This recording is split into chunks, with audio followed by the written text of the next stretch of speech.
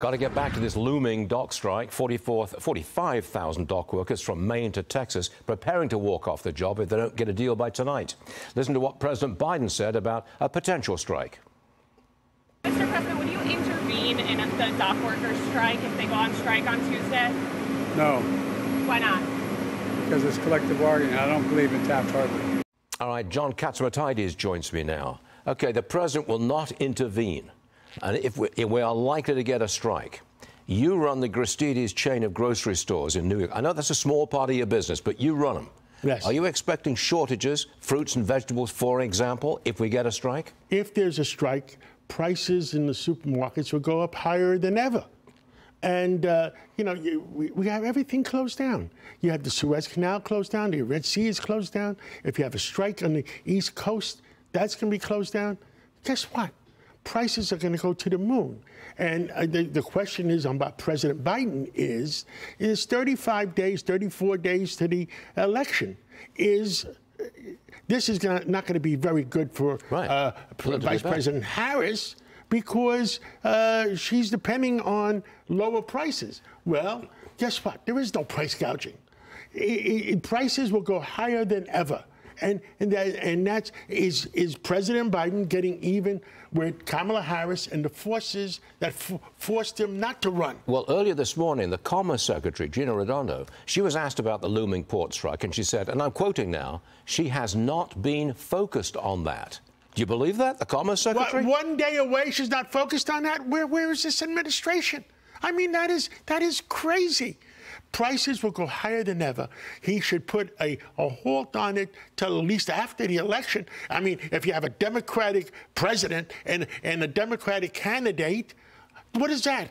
Doesn't that mean you should put it off till after the election?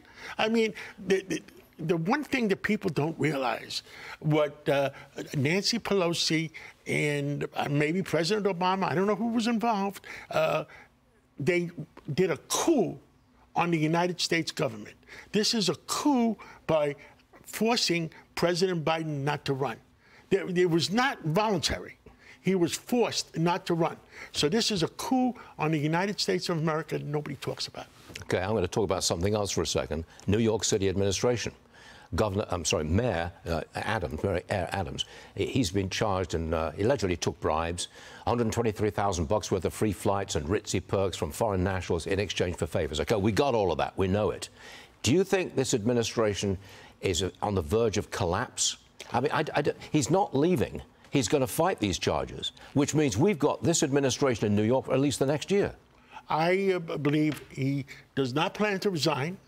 And he has told his friends that even if he's indicted, he's not going to resign and he's going to run for re-election.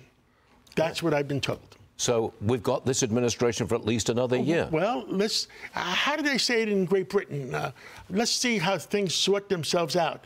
If it's an upgrade on an airline ticket, if it's an upgrade on a hotel room, nobody cares. But if he did receive $10 million, that's going to be hard to justify. But his administration can't do much. I mean, his education guy's gone, the police commissioner's gone, his chief counsel gone, other people have resigned. That's not much of an administration. And you've got to do business in New York City. It's going to be harder to do business either way. Look, compared to some of the other people that want to run, Mayor Adams, other than the few problems he has, then it's not that serious.